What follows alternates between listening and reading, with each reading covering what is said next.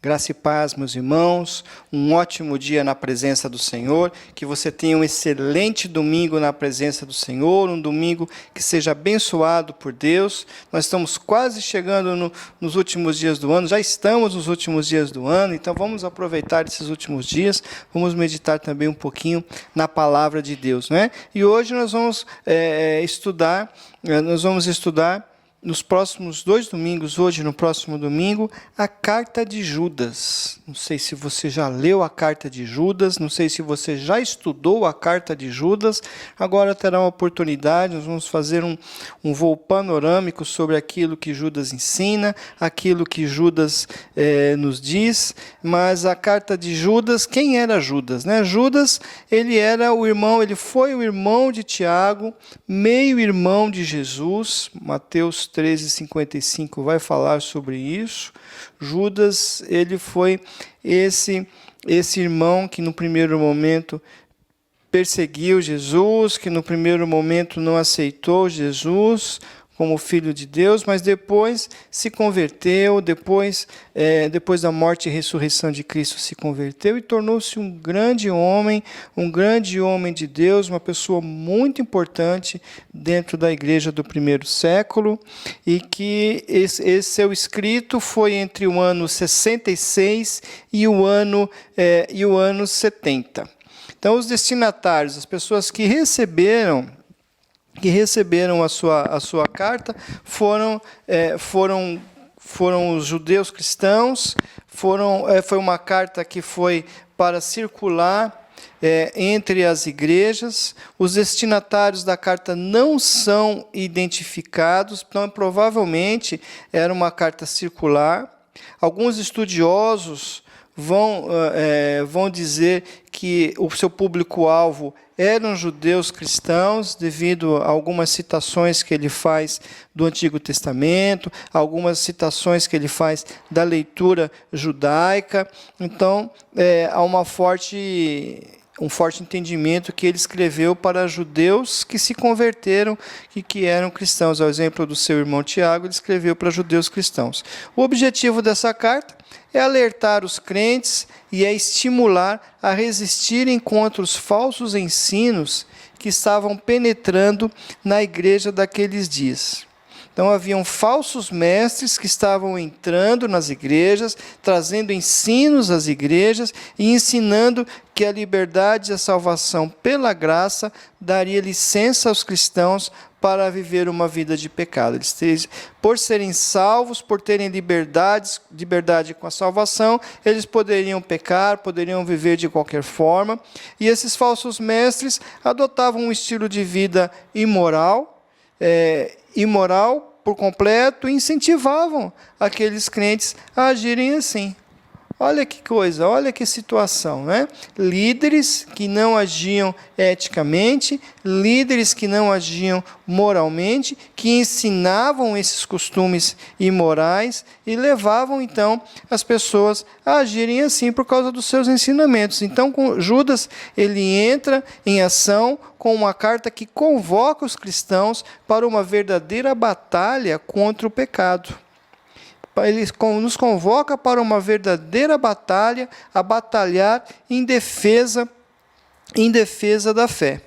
Então, esse é o pensamento que Judas traz, é isso que Judas vai falar na sua carta. Então, nessa primeira aula, nós vamos trabalhar os primeiros 10 versículos de Judas e o restante nós vamos trabalhar na próxima aula. Então, vamos ao texto. Judas, nós vamos ler de 1 a 10. E diz assim o texto: Judas, servo de Jesus Cristo e irmão de Tiago, aos chamados, amados em Deus, Pai, e guardados em Jesus Cristo. A misericórdia, a paz e o amor vos sejam multiplicados. Amados, quando empregava toda diligência em escrever-vos acerca da vossa comum salvação, foi que me senti obrigado a corresponder-me convosco, exortando-vos a batalhardes diligentemente pela fé, que uma vez por todas foi entregue aos santos. Pois certos indivíduos se introduziram com dissimulação, os quais deste mundo foram antecipadamente pronunciados para esta condenação. Homens ímpios que transformaram em libertinagem a graça de nosso Deus e negam o nosso único soberano e Senhor Jesus Cristo. Quero, pois, lembrar-vos, embora já estejais cientes de tudo, uma vez por todas, que o Senhor, tendo libertado um povo, tirando-o da terra do Egito, destruiu depois os que não creram. E a anjos, os que não guardaram o seu estado original, mas abandonaram o seu próprio domicílio, ele tem guardado sob trevas, em algemas eternas, para o juízo do grande dia. Como Sodoma e Gomorra e as cidades circunvizinhas, que havendo se entregado à prostituição, como aqueles seguindo após outra carne, são postas para exemplo do fogo eterno, sofrendo punição. Ora, esses, da mesma sorte, quais sonhadores alucinados, não só contaminam a carne, como também rejeitam o governo e difamam autoridades superiores. Contudo, o arcanjo Miguel, quando contendia com o diabo e disputava a respeito do corpo de Moisés, não se atreveu a proferir juízo infamatório contra ele.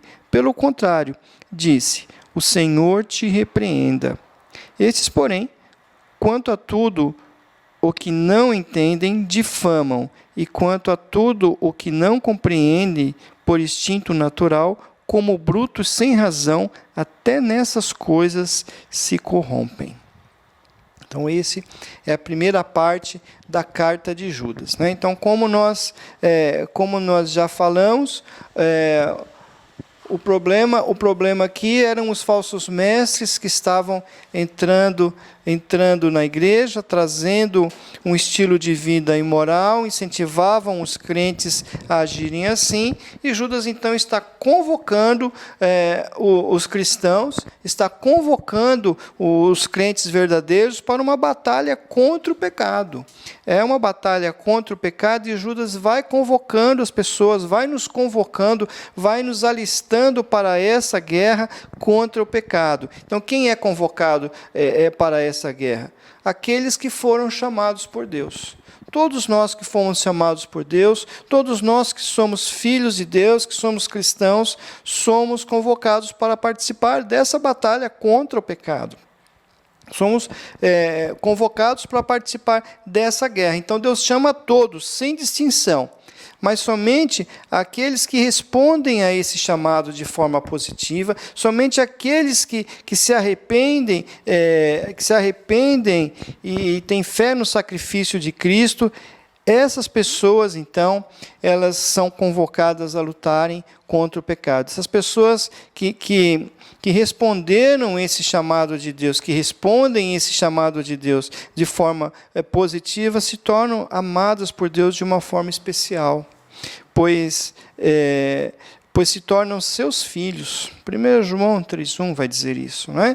E por isso, todos somos guardados em Jesus, que garante a nossa salvação. A nossa salvação, ela é garantida em Cristo Jesus. E o texto grego também pode ser traduzido como guardados em Jesus. O texto original diz isso, que nós somos guardados para Jesus Cristo, guardados em Jesus e guardados para Jesus Cristo.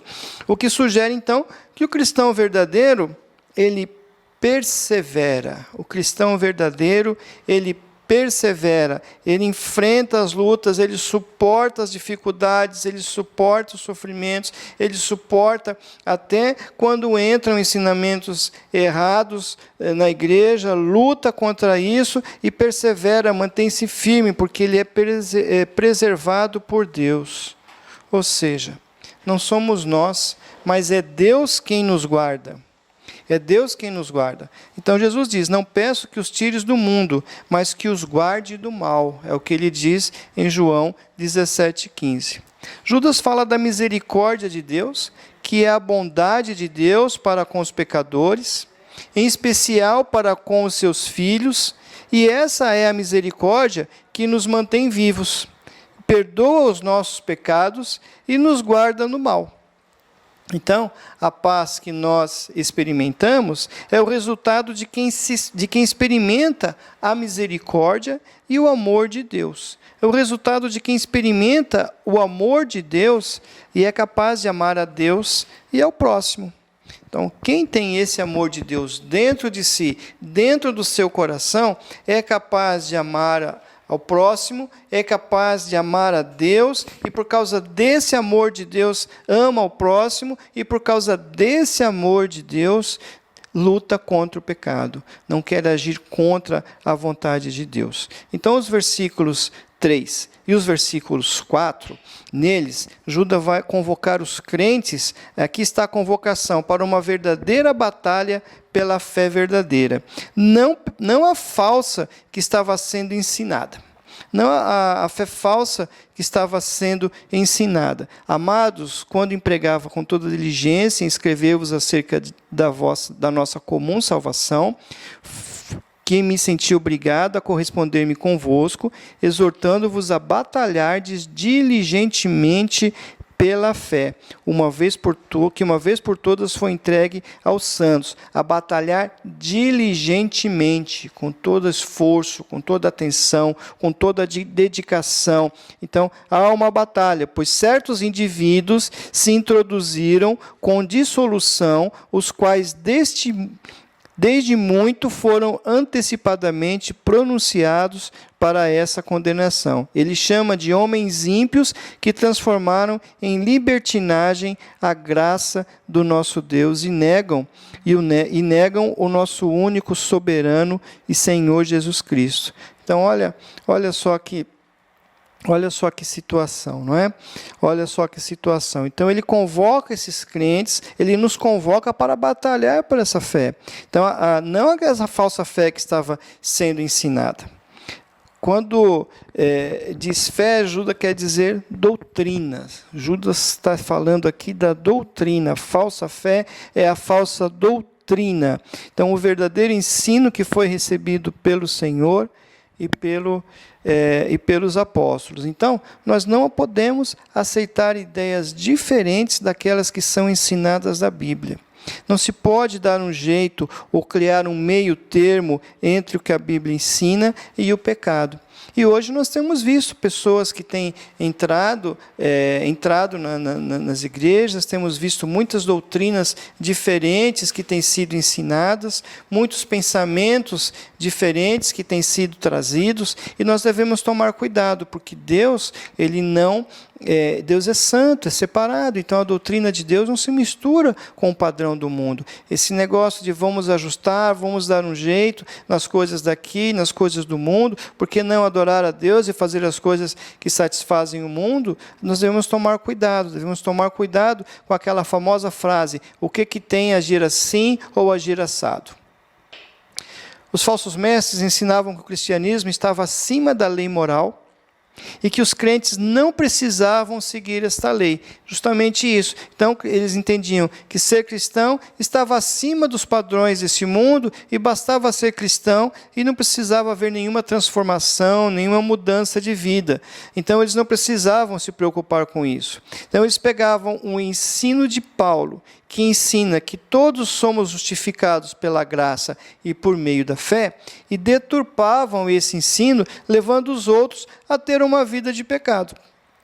Então, no nosso tempo, muitas pessoas querem criar o seu próprio cristianismo. E hoje nós fizemos uma leitura desse tempo, nós vamos ver isso. Vários cristianismos, cada um à sua maneira, cada um querendo seguir a Cristo à sua maneira, conciliando a fé com as práticas do mundo e fazendo exatamente como aqueles falsos mestres orientavam no passado.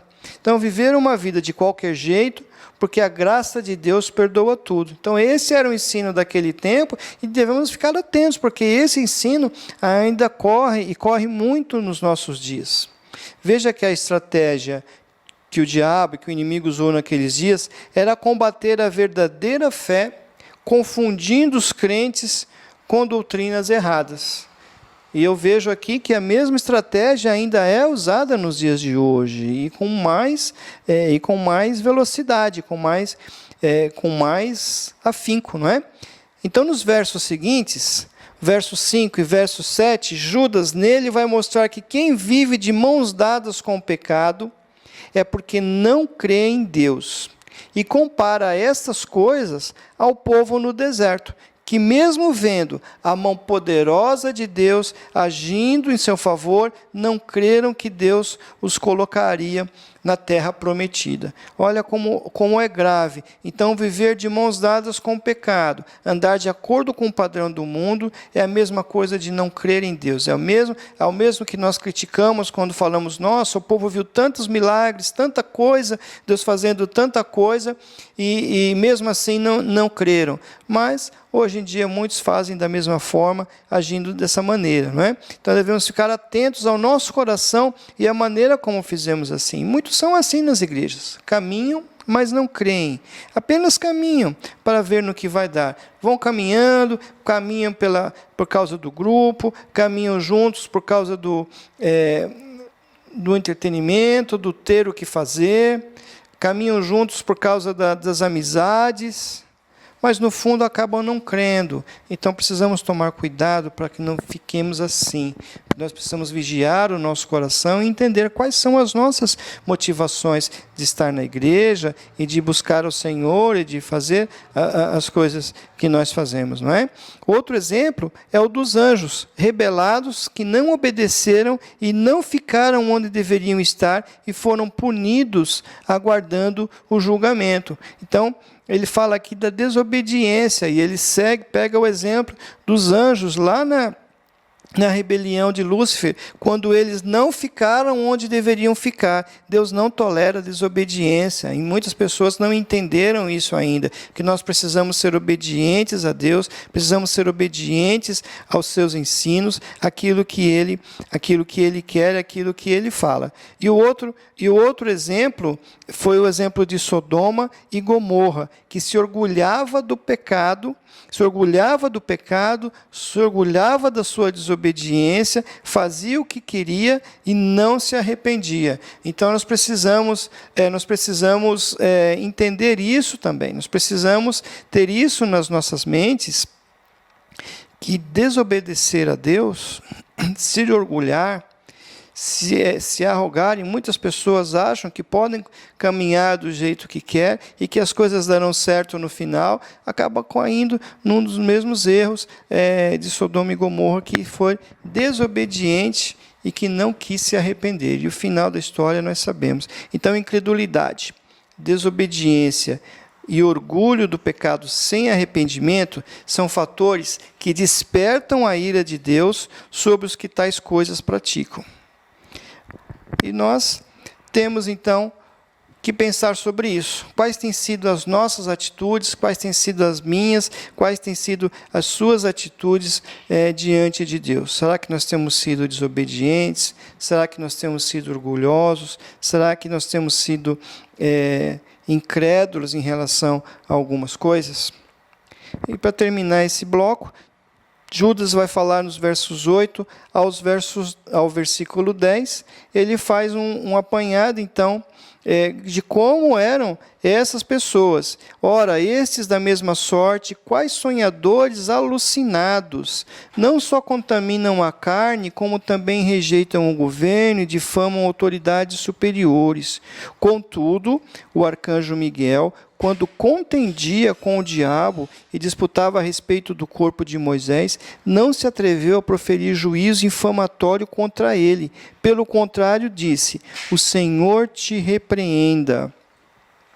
E estes, porém, quanto a tudo o que não entendem, difamam, e quanto a tudo o que compreendem por instinto natural, como brutos sem razão, até nessas coisas se corrompem. Então, sonham, inventam coisas e apresentam novas revelações que não estão na palavra de Deus. Contaminam a carne, então eles são imorais, depravados, carnais. Rejeitam o governo, são insubordinados, desprezam as autoridades que foram constituídas por Deus e a autoridade do próprio Deus. E ele está falando aqui do governo na igreja, está falando aqui da autoridade que foi instituída pelo Senhor. E quantas vezes nós vemos e sabemos de pessoas que lutam, que não aceitam as autoridades que foram constituídas por Deus nas igrejas e querem fazer as coisas à sua maneira. Ele está dizendo isso. Apresentam novas revelações, pessoas que vêm trazendo novas doutrinas, novos pensamentos, coisas que não estão ou que não têm base na palavra de Deus ou que são distorcidas. Precisamos ficar muito atentos em relação a isso. E segundo Judas, pessoas assim difamam aquilo que não entendem. E quando entendem, agem como se estivesse tudo bem, porque estão corrompidos e perderam a capacidade de raciocínio. Então, sabem, ouvem as coisas erradas, ouvem o que não é para fazer, ouvem aquilo, os ensinamentos de Deus, como agir, e continuam agindo daquela mesma maneira, os mesmos erros, como se não fosse com eles. Justificam-se dizendo que eu vou à igreja, eu faço isso, eu canto, então eu posso continuar na minha vida. E aí Judas diz que eles perderam a capacidade de raciocínio, de entender, de pensar, de olhar para dentro de si e verificar qual é a sua situação real. E por isso ele diz que eles se tornam como animais, que não têm o poder do raciocínio. Então fico alerta para que nós observemos quem se levanta no nosso meio, para que nós observemos as coisas que são ensinadas no nosse meio, se os nossos ensinamentos que nós recebemos realmente estão dentro da palavra de Deus. Fica o alerta para que nós respeitemos as autoridades constituídas por Deus e fica o alerta para que nós não andemos de mão dada com o mundo e com as suas práticas. Pense nisso. Pense sobre isso. Na próxima aula, nós terminaremos o que Judas começou a ensinar nessa manhã. Que Deus abençoe você. Pense em tudo isso e vamos orar. Senhor Deus, nos abençoa, Pai, para que nós possamos ser praticantes da Tua palavra. Nos abençoa, Senhor, para que nós possamos compreender melhor a Tua palavra e como agir diante de cada situação, que nós não venhamos andar de mãos dadas com o mundo, mas que nós possamos ter prazer em servir a Tua vontade, ao servir ao Senhor, ó Pai, e que possamos ter entendimento da Tua palavra para não aceitarmos as falsas doutrinas no nosso meio. Que o Senhor esteja nos abençoando e nos guardando no nome de Jesus. Amém. Que Deus te abençoe e que você tenha um excelente dia na presença do Senhor.